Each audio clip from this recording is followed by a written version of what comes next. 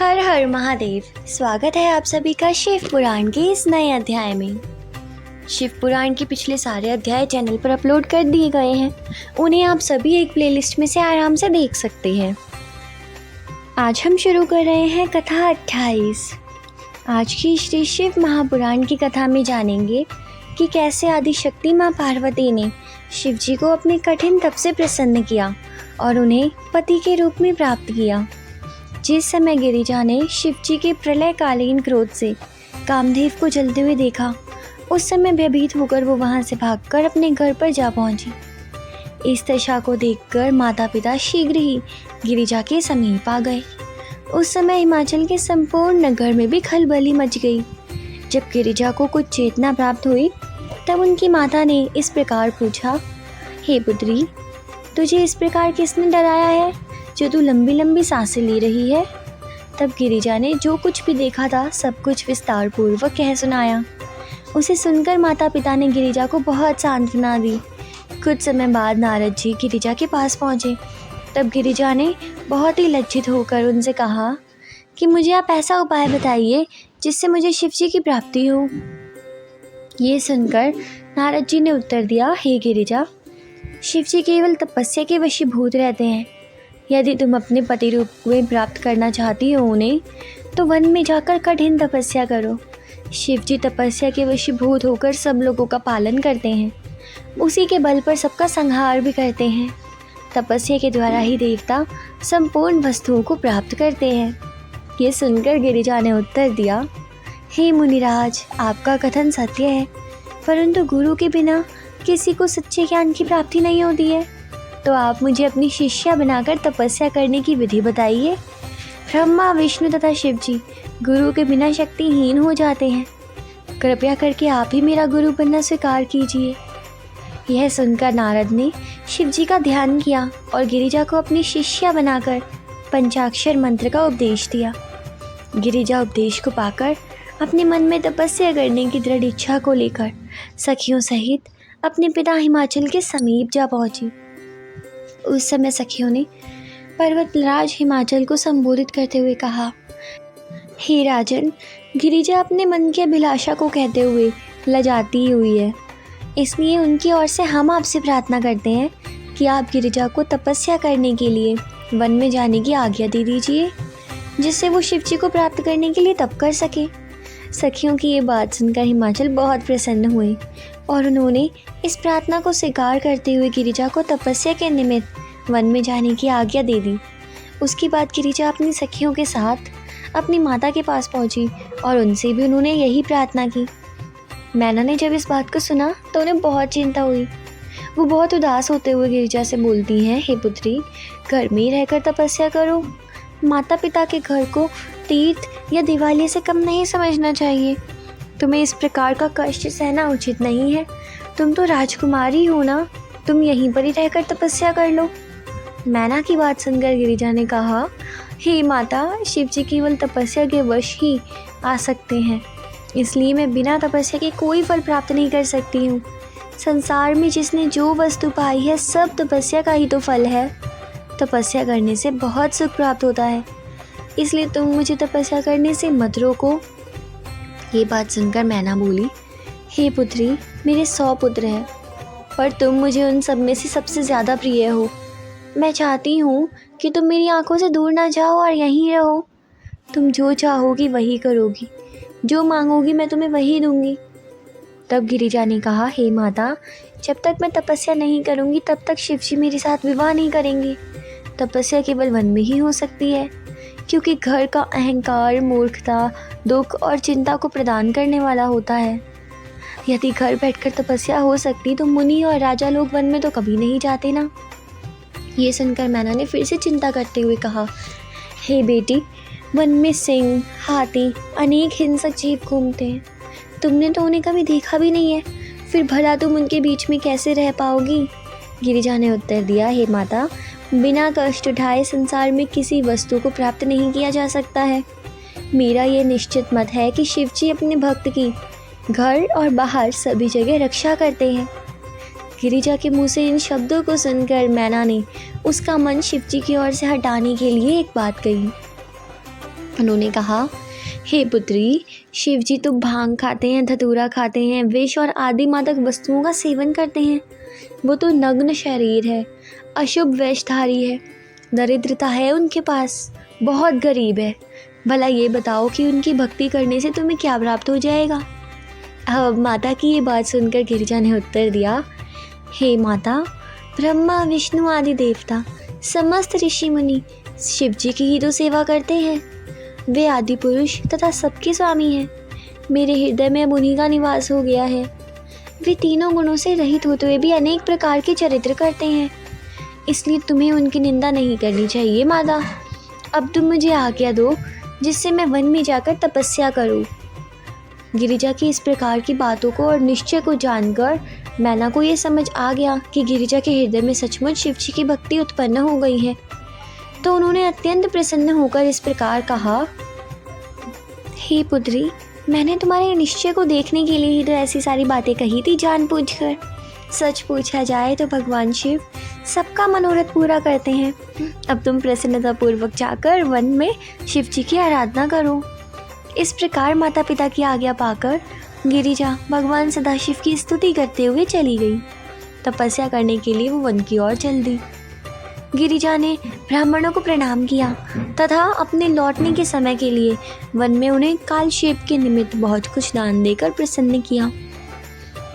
उन्होंने भिखारियों को सारी वस्तुएं दी, क्योंकि भिखारियों को भिक्षा देने से शिव जी बहुत प्रसन्न होते हैं। गिरिजा ने श्रेष्ठ मुहूर्त में वन के लिए प्रस्थान किया। उस समय सभी लोग उन्हें आशीर्वाद देने लगे। देवताओं ने भी जय जयकार करते हुए उनके ऊपर फूलों की वर्षा की, धुंधुम भी बनाई। जिस समय गिरिजा चली उस समय उनके बाएं अंग फड़कने लगे तथा शुभ शकुन होने लगे, जिससे यह प्रतीत होता था कि उन्हें शिव जी अवश्य ही प्राप्त हो जाएंगे। हमें इस बात को भली भांति जान लेना चाहिए कि शक्ति के बिना संसार में कोई भी आनंद प्राप्त नहीं किया जा सकता है। शक्ति के प्रकट होने पर ही संसार में आनंद प्रकट होते हैं। वे शक्ति ही है जो अपने चरित्र के द्वारा सभी लोगों के दुखों को दूर करती है। जिस प्रकार जीव के बिना इंद्रियां, चंद्रमा के बिना रात्रि, जल के बिना मछली प्रसन्न नहीं रहती, उसी प्रकार गिरिजा के बिना हिमाचल का नगर भी सूना हो जाता है। उधर गिरिजा ने भी वन में पहुंचकर अपना स्वरूप ऋषि मुनियों के समान बनाया तथा शिव जी के अतिरिक्त और सब का ध्यान बुला दिया। उसके बाद वो तपस्या करने के लिए भृंग तीर्थ को जा पहुंची, जो उसी समय से गौरीशंकर के नाम से संसार में प्रसिद्ध हो गया। उन्होंने 64 वर्षों तक सिर नीचा किए एक ही स्थान पर बैठे हुए तपस्या की। वो ग्रीष्म काल में गर्मियों में अग्नि में तपती थी, बारिश में खुले मैदान में रहती थी, सर्दियों में जल के भीतर बैठकर कठिन तपस्या करती थी। इस प्रकार उग्र तप द्वारा भी उन्हें फल की प्राप्ति नहीं हुई, तो उन्होंने 1 सहस्र यानी कि 1000 सालों तक केवल वृक्षों की जड़ यानी कि पेड़ पौधों की जड़ खाकर और पत्ते खाकर ही कठिन तपस्या की। उसके बाद 1 साल तक केवल हरी घास और साग खाए। फिर कुछ समय तक केवल वायु पीकर ही तप करती रही। ऐसा उग्र तप करने पर भी उनका मनोरथ पूरा नहीं हुआ, तो वो हिमाचल पर्वत पर लौट आई। वहाँ उन्होंने 3 करोड़ पार्थिव यानी कि शिवलिंग बनाकर उनका पूजन करा। उन्होंने अनेक प्रकार के पुष्प गिन गिन कर उनकी शिव मूर्ति पर चढ़ाए।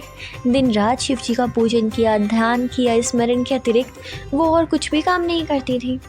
वे शिव जी के प्रेम में ऐसी मग्न हुई कि उन्होंने प्राणायाम करते करते अपने में ही लीन कर लिया और ब्रह्म रूप में स्थित हो गई। उनकी इस तपस्या के काल में अनेक प्रकार के संकट भी सामने आए। कई बार तो उन्हें भूत प्रेत की सेना ने चारों ओर से घेर लिया। कई बार सिंह, हाथी, भैंसा, बैल, चमगादड़ आदि का स्वरूप धारण करके भूतों ने उन्हें डराया। जो भूत प्रेत गिरिजा को डराने के लिए आते थे, उनका स्वरूप इतना भयानक था कि उनका वर्णन किया भी नहीं जा सकता है। उनमें से अनेक तो केवल एक ही आँख वाले थे। कोई अंधा था तो किसी की हजारों आँखें थी। कोई नाचता था तो कोई दौड़ता था। कोई मार मार शब्द का उच्चारण करता था तो कोई गिरिजा को मारने की चेष्टा करता था। कोई मैना का रूप धरकर गिरिजा से कहता, हे पुत्री, तुम्हारे वियोग में अब पिताजी ने खाना पीना छोड़ दिया है और वह मृत्यु को प्राप्त होने ही वाले हैं, इसलिए चलो तुम अपने घर चलो, उनकी रक्षा करो। इस प्रकार भूत प्रेतों ने गिरिजा का तप भंग करने के लिए अनेक प्रकार के छल किए, लेकिन गिरिजा का ध्यान पल भर में कहीं भी विचलित नहीं हुआ। वे दुगने उत्साह से शिव जी के चरणों में अपना मन लगाए रहती थी। तब गिरिजा के तेज से सभी भयभीत होकर भूत प्रेत वहाँ से भाग जाते थे।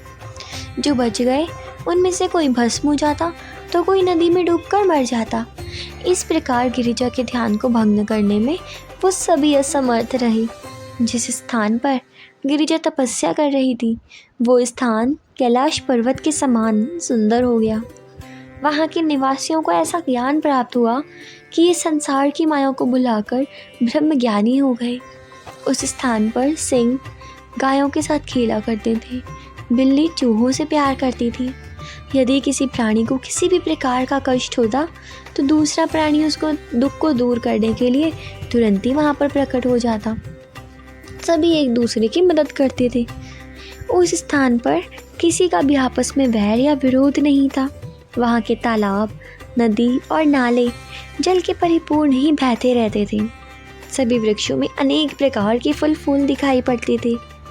इस प्रकार वहाँ पर किसी वस्तु का कोई भी कमी नहीं थी। गिरिजा की तपस्या से तीनों लोकों में ऐसी प्रसिद्धि हुई कि उन्हें सिर्फ देखने के लिए ब्रह्मा, विष्णु, इंद्र आदि उस स्थान पर पहुँचे। उन लोगों ने उन्हें इस प्रकार देखा मानो कि उनकी आंखें सदा के लिए सिर्फ उन्हें ही देखना चाहती है, या फिर मानो वो स्वयं सिद्ध रूपा हो। उन सब ने उन्हें प्रणाम करते हुए उनकी स्तुति की। उस समय इंद्र ने सब देवताओं को संबोधित करते हुए कहा, गिरिजा का तप सर्वश्रेष्ठ है। तीनों लोकों में किसी भी प्राणी ने ऐसा तप नहीं किया है। गिरिजा को तथा गिरिजा के माता पिता को हजारों बार धन्यवाद है। इस प्रकार गिरिजा की स्तुति प्रशंसा करने के बाद सभी लोग कैलाश पर्वत पर शिव जी के समीप पहुँचे।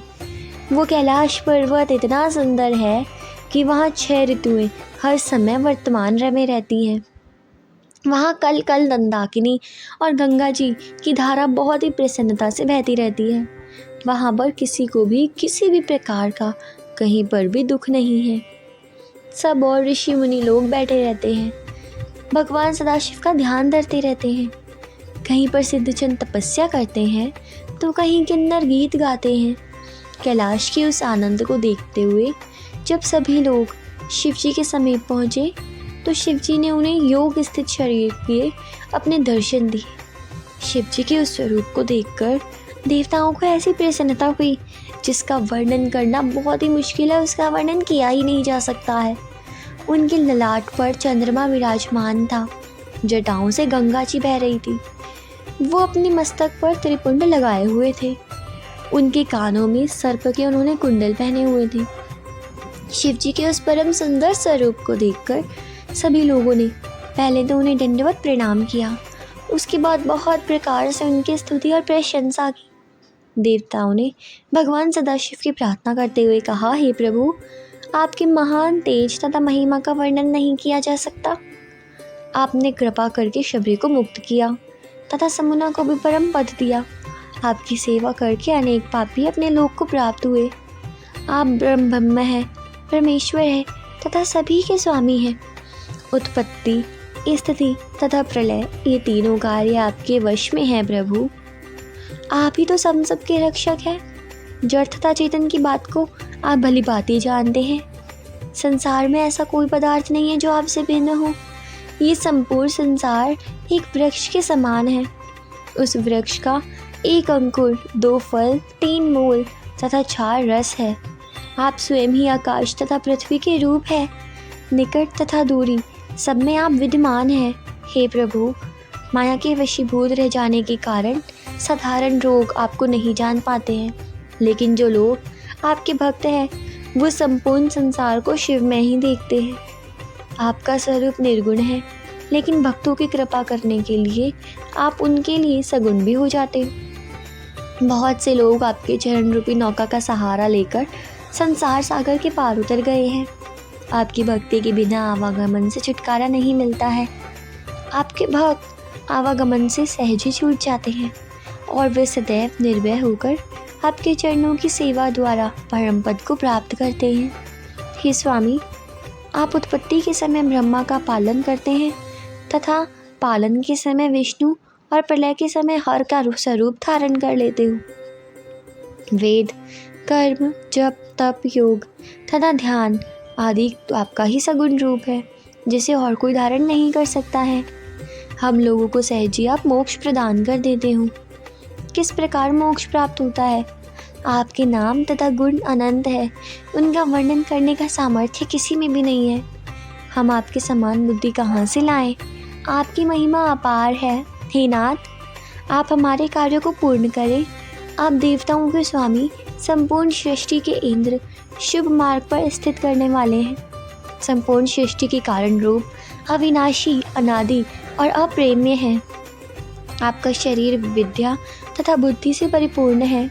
हे प्रभु, आपका पवित्र स्वरूप भक्तों के हृदय में वास करता है, इसलिए वो कुसंगति तथा काम क्रोध आदि को त्याग कर हमेशा आपकी सेवा में संलग्न रहते हैं। आप पूर्ण ब्रह्म, आनंद के निधान, दुखनाशक और बहुत कृपालु है। आप इच्छा रहित है, अद्वितीय है, निरीय है और परम ब्रह्मा है। आपने ही सबसे पहले शरीर धारण किया था। आपके अवतार हमारे मनोरथों को पूर्ण करने के लिए होते हैं। आपके इन अवतारों की महिमा अपार है, अप्रेम्य है। हम लोगों का मन आपकी महिमा को कहाँ तक जान सकता है? जो लोग मन लगाकर आपके गुणों को सुनते हैं और उनका ध्यान करते हैं, उन्हीं पर आप अपनी कृपा दिखाते हैं। बहुत से लोग तो धर्म मार्ग को त्याग कर केवल आपसे ही स्नेह रखते हैं और आपकी भक्ति पर दृढ़ रहने के कारण आपको ही प्राप्त कर लेते हैं। वे केवल आपका गुणगान करते हैं तथा किसी संसारी वस्तु से आपका कोई प्रयोजन नहीं रखते हैं। आपको भी अपने भक्त बहुत प्यारे हैं। आप उन्हीं के सामने प्रकट होते हैं तथा उनकी सारी इच्छाओं को पूरा करते हैं। इस प्रकार स्तुति करके ब्रह्मा, विष्णु तथा सारे देवता चुप हो गए। इतनी बड़ी स्तुति की उन्होंने। उस समय शिवजी अत्यंत प्रसन्न होकर कहते हैं, अरे देवताओं, तुम सब लोग यहाँ पर किस लिए आए हो? हमें ऐसा प्रतीत होता है कि तुम सब चिंतित हो, इसलिए जो भी बात हो उसे हमारे सम्मुख निसंकोच प्रकट करो। ये सुनकर ब्रह्मा जी और विष्णु जी ने प्रार्थना करते हुए शिव जी से उनसे कहा, हे प्रभु, हम लोगों के धन्य भाग है जो आपने हम पर कृपा दृष्टि की है। संसार में वे ही लोग पूर्ण आत्मा हैं जिनके ऊपर आप अनुग्रह करते हैं। हे स्वामी, आपकी महिमा महान है। आप प्रत्येक प्राणी के शरीर में निवास करते हो। आपकी कलाएं असंख्य है तथा आप अपने भक्तों को दुखी देखकर उन्हें बहुत आनंद प्राप्त करते हो। इतना कहकर ब्रह्मा जी और विष्णु जी चुप हो गए। अब उनकी इस प्रकार से इतनी लंबी प्रार्थना और स्तुति को सुनकर शिव जी खुश हुए और बोले, हे ब्रह्मा, हे विष्णु, तुम सभी देवताओं को साथ लेकर जिस कार्य से आए हो वो हमें स्पष्ट बताओ ना। अरे, हम तो तुम्हारी सारे मनोरथों को पूरा करेंगे, तुम तो हमारे प्रिय हो।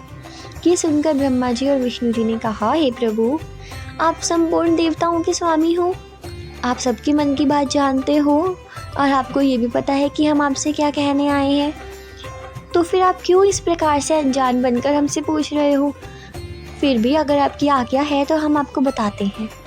हम ये प्रार्थना करने आए हैं कि नारद जी के उपदेश को ग्रहण कर गिरिजा बहुत ही कठिन तपस्या कर रही है। उन जैसा कठोर तप आज तक किसी ने नहीं किया है। अब आपको उचित है कि आप उनके पास जाकर उन्हें वरदान दे दो।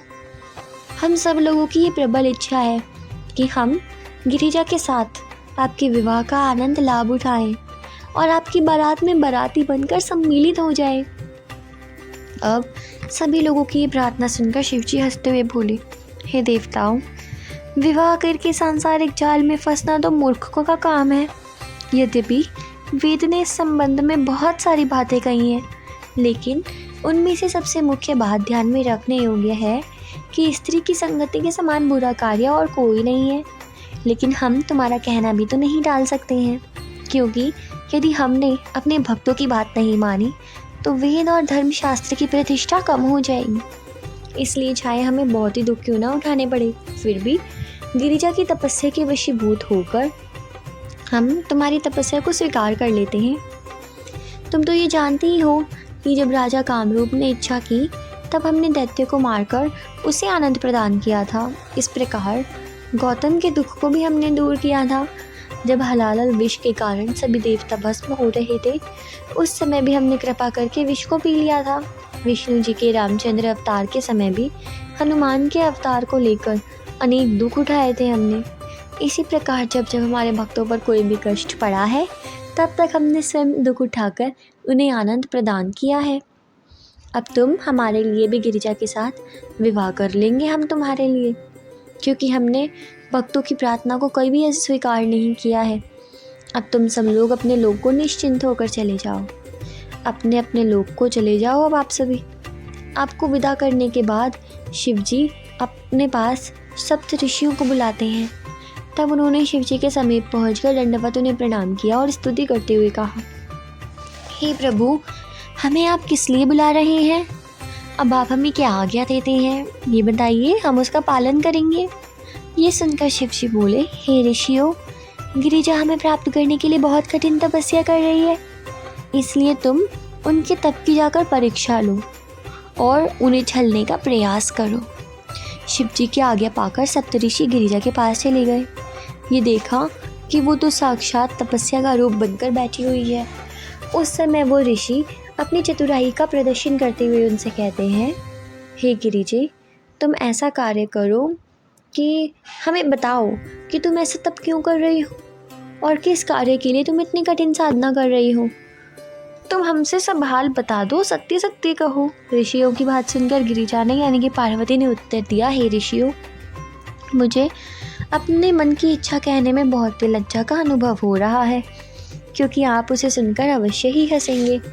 फिर भी मैं आपको बताती हूँ। हे देवताओं तथा मुनियों के वचन को सत्य मानकर शिव जी के साथ विवाह करने की इच्छा से मैं ये तपस्या कर रही हूँ। गिरिजा की बात सुनकर मुनियों ने हंसते हुए इस प्रकार कहा, हे गिरिजा, तुम नारद की बातों पर विश्वास कर बैठी हो। इससे बढ़कर मूर्खता और क्या होगी भला? तुम्हें ये पता नहीं है कि नारद की बातों से अनेक नगर तथा ग्राम उजड़ चुके हैं। हम तो नारद को बहुत अच्छी तरीके से जानते हैं, क्योंकि बहुत दिनों तक हम उनके साथ रहे हैं। इसलिए हम तो तुम्हें यही बता बोलेंगे कि तुम नारद के बुलावे में मत आओ, क्योंकि तुम उनके छलावे में आकर बहुत बड़ी भूल कर रही हो। हे गिरिजे, इसके अतिरिक्त जिन शिव जी को प्राप्त करने के लिए तुम ये घोर तपस्या कर रही हो, उनके संबंध में भी हम तुम्हें ये बात बता देना चाहते हैं कि वो निर्गुण है, अशुभ है, निर्लज है तथा बुरा वेश धारण करने वाले हैं। ना तो उनके कुल और परिवार का कोई पता है, ना ही उनके पास सेवक है।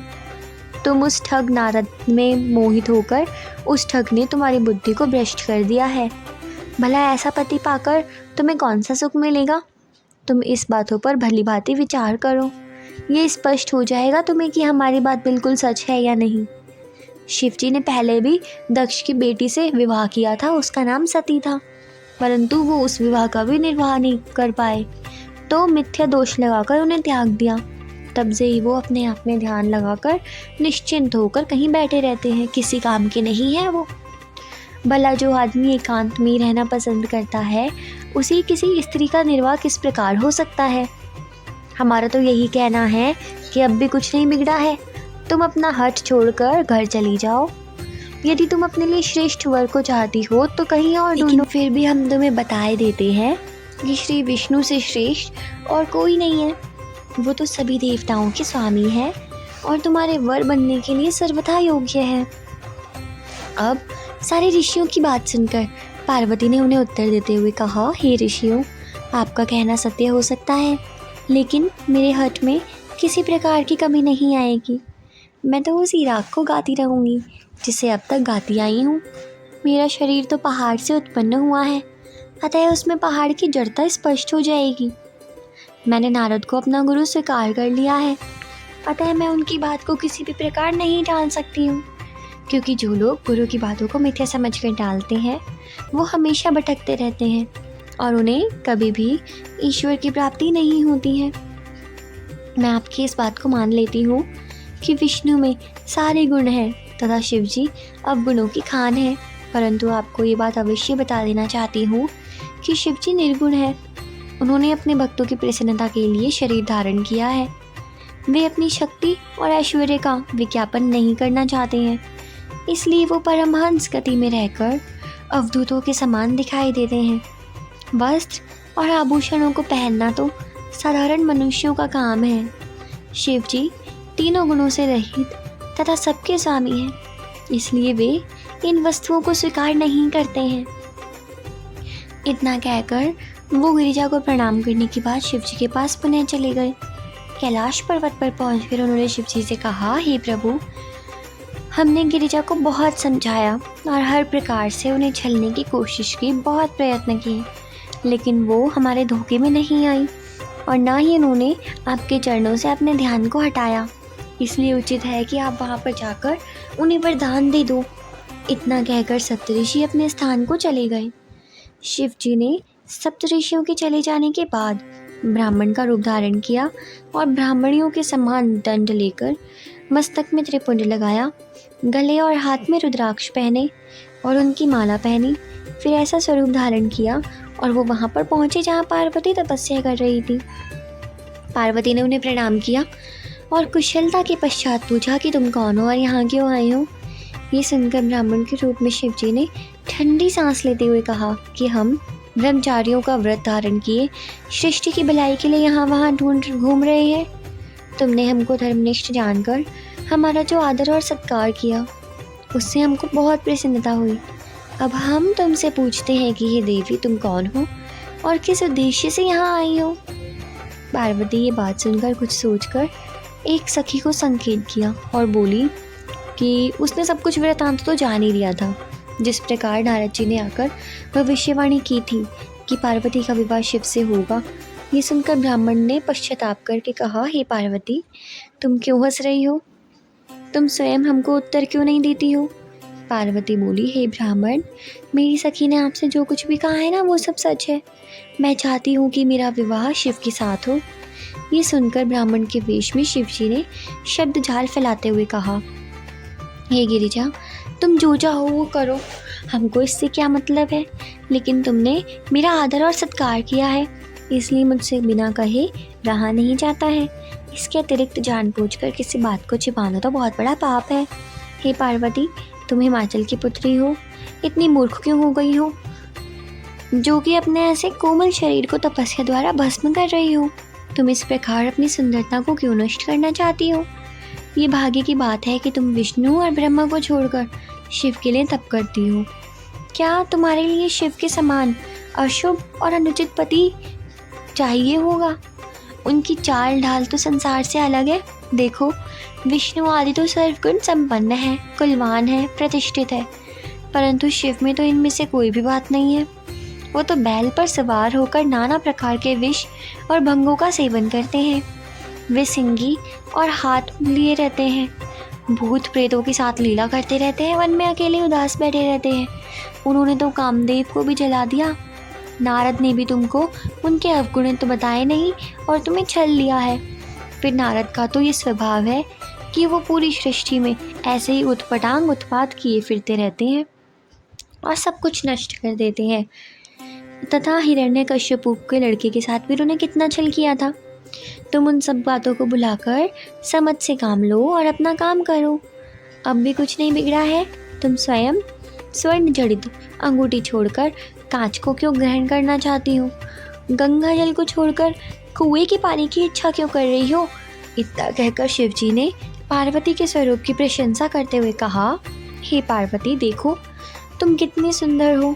तुम्हारे इस सुंदर मुख कमल पर कितने सारे चंद्रमाओं की कांति विद्यमान है।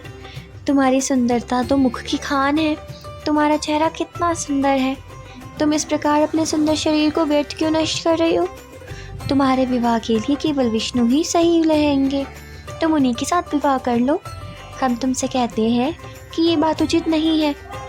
तुम अब भी संभल जाओ। इस प्रकार ब्राह्मण के रूप में शिव जी छल की बात कहकर खेत सहित रूखे होकर अलग बैठ गए। पार्वती ने शिव जी की निंदा सुनकर मन ही मन कुपित होकर बार बार खेद किया। थोड़े समय बाद पार्वती मन ही मन बोली कि इस व्यक्ति को ब्राह्मण जानकर मैंने फालतू में धोखा खाया है। यदि मैं पहले से ही इस ब्राह्मण को दुष्ट तथा शिव जी की निंदा करने वाली जानती तो चुप रहती। इसने वेद के विरुद्ध शिव जी की इतनी निंदा की है। यदि अब मैं इसको उत्तर नहीं देती हूँ कि तो शिव जी की निंदा सुनने से मुझे भी बहुत पाप लगेगा। ये विचार करके पार्वती ने कहा, हे ब्राह्मण, तू हमको धोखा क्यों दे रहा है? तूने तो वेद के विरुद्ध शिव जी की अत्यंत निंदा की है। तुझको ब्राह्मण होने के नाते पाप दंड नहीं दिया जा सकता है। अब मैं वेद पुराण तथा स्मृति के वचनों के अनुकूल शिव जी का वर्णन तुम्हें बताती हूँ। तू अब तक शिव जी के गुणों को नहीं जान पाया है, इसलिए ही तेरा वचन वेद के विरुद्ध है। यदि तुम शिव जी को जानते तो ऐसे कड़े वचन कभी भी नहीं बोलते। शिव जी की समस्त अशुभ सामग्री शुभ ही तो होती है। यदि कोई देवता उनसे श्रेष्ठ नहीं है, वे सभी विद्याओं की ज्ञाता है, पूर्ण ब्रह्म है, अलग है, जगदीश है। उन्होंने ही ब्रह्मा को अपने श्वास के मार्ग से उत्पन्न किया है। यदि शिव सबके आदि, मध्य और अंतु है, वो यही शिव है। इनका तेज और प्रताप आज तक कोई भी नहीं जान पाया है। ये अपने भक्तों को तीनों लोक के सुख प्रदान करते हैं। उनकी सेवा के द्वारा ही मनुष्य मृत्यु पर विजय प्राप्त कर सकते हैं। शिव जी की निंदा करने से मनुष्य बहुत दुख प्राप्त करते हैं।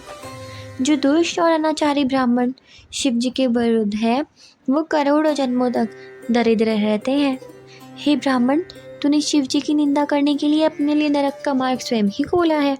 तेरा आदर करने से मुझे कोई फल प्राप्त नहीं हुआ, बल्कि तूने मेरे संपूर्ण पुण्य नष्ट करने की कोशिश की है। अब तू जल्दी से यहाँ से अपना घर चला जा, क्योंकि मेरा मन तो शिव जी में लगा हुआ है। अब ये बात सुनकर ब्राह्मण यानी कि शिव जी हंसते हैं और मन ही मन में पार्वती की बहुत प्रशंसा करते हैं। लेकिन वो अपने मन में चाहते हैं कि वो कुछ कहे, लेकिन पार्वती ने ब्राह्मण की इच्छा समझकर अपनी सहेली से कहा कि अब इस स्थान को छोड़कर कहीं और चलो, क्योंकि यहाँ रहने से बहुत दुख प्राप्त हो रहा है। इस ब्राह्मण ने तो शिव की निंदा करके इस स्थान को अशुभ कर दिया है, हमें बहुत दुख पहुँचाया है। शिव की निंदा करने वालों को आंखों से भी नहीं देखना चाहिए। इसकी व्यर्थ की बातें सुनने से हमसे महापाप हो गया। जो शिव निंदा को आंखों से देख ले, उसको तुरंत स्नान कर लेना चाहिए। यदि वश चले तो अपनी जीभ को काट लेना चाहिए, नहीं तो अपने दोनों कानों को बंद कर लेकर वहाँ से उठ जाना चाहिए। वेद भी यही कहते हैं। इसलिए अब तुम देरी ना करो, उठो, किसी और वन में चलकर अब हम रहेंगे। कहीं और जाकर मैं जप करूँगी। यदि मेरा निश्चय दृढ़ है तो शिव जी मुझे अवश्य प्रसन्न होंगे और किसी के धोखा देने से मेरा तप कभी भी ख़त्म नहीं होगा। आखिर किसी के धोखा देने से क्या होता है? शिव तो केवल प्रेम से ही प्रसन्न होते हैं। मैंने गुरु से सुना है कि तप करने से इसी प्रकार के अनेक विघ्न सामने आते हैं। उनसे धोखा खाकर जो तप से विमुख हो जाता है वो तो मूर्ख है और तप का फल प्राप्त नहीं कर पाते हैं। जो दृढ़तापूर्वक धोखे से बचकर तप करते रहते हैं, उन्हें शिव अपने भक्तों में शामिल कर लेते हैं। पहले तो वो अपने भक्तों की परीक्षा लेते हैं, वे प्रसन्न हो जाते हैं। इतना कहकर सखी अपनी सखियों के साथ पार्वती वहाँ से चली गई। शिव जी इस प्रकार पार्वती का हठ और प्रेम देखकर बहुत प्रसन्न हुए तथा उन्होंने अपना यथार्थ स्वरूप पहले जैसा बना लिया। जैसा कि नारद ने उमा से बताया था, वही रूप धारण कर लिया। सर पर जटा, गंगा की धारा और चंद्रमा थे। ललाट पर त्रिपुंड थे, कानों में कुंडल थे, गोल गोल सुडौल कपोल, 3 आँखें, नाक, ओष्ठ परम सुंदर, हाथ पाँव की उंगलियां लाल लाल।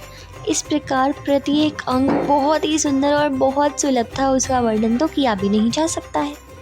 जिस रूप का ध्यान कर रही थी वो वही रूप था। शिव जी उसी प्रकार का रूप धारण करके उन्हें दर्शन दिए और कहा, हे पार्वती, तुमने हमारी इतनी आराधना तथा तपस्या की है जितनी आज तक किसी और ने नहीं करी। यद्यपि हमारा तप बहुत ही दृढ़ है, लेकिन तुम्हारे तप ने उसे भी हिला दिया है। हमने पहले भूतों को, फिर सप्त ऋषियों को तुम्हारे पास भेजा, लेकिन तुम्हारा तप बहुत ही दृढ़ था। संसार भर में तुम प्रसिद्ध हो गई हो। तुम क्रोध न करो, क्योंकि हमने ये सारी बातें तुमसे प्रकट होने के लिए और तुम्हारी परीक्षा लेने के लिए ही तो की है। जैसे कि कुम्हार अपने घड़े को ठोक पीट कर अच्छे प्रकार से देखता है, उसके बाद ही उसे संसार में डालता है, इसी प्रकार हमने भी तो तुम्हारी परीक्षा ली है ना। ऐसा कहते हुए शिव जी ने आगे कहा कि तुम संसार की माता तथा वो देवी हो जिसके चरण कमलों की सेवा देवता आदि सब करते हैं। तुम उत्पत्ति, पालन तथा प्रलय के हेतु तीनों गुण धारण करती हो। तुम ही तीनों लोगों को आनंद देने वाली हो। तुम्हारे रूप, गुण तथा प्रभाव असंख्य है। तुम्हारा ही अंग लक्ष्मी, वाणी और ब्रह्माणी है। तुमने मुझे सगुण अवतार लेते हुए जानकर गिरिजा का अवतार लिया। जिस प्रकार शब्द और अर्थ में कोई अंतर नहीं होता ना, उसी प्रकार हमारे और तुम्हारे बीच में भी कोई अंतर नहीं है। केवल संसारी जीवों की दृष्टि में ही हम और तुम दो शरीर हैं, लेकिन वास्तव में हम एक ही है। हमारे तुम्हारे चरित्र वेद भी नहीं जानते हैं। तुम्हारा तप अब पूर्ण हो गया है।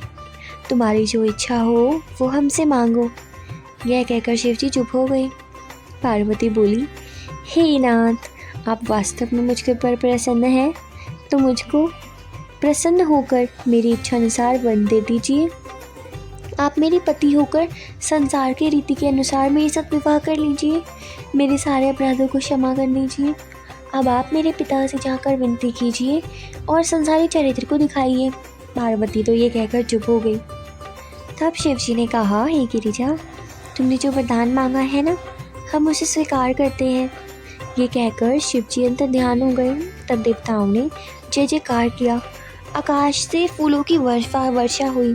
ब्रह्मा, विष्णु और देवता गिरिजा के चरणों पर आकर गिर गए तथा हर्ष के कारण जय जयकार करने लगे और गिरिजा की स्तुति करने लगे। जो कोई उस स्तुति का पाठ करता है उसके सारे मनोरथ पूरे हो जाते हैं। उस स्तुति को सुनकर पार्वती ने सभी देवताओं से कहा, हे देवताओं, अब तुम प्रसन्न होकर अपने अपने घर को वापस जाओ। हमने कठोर तपस्या की है, इसलिए देवताओं के सभी कार्य पूर्ण होंगे।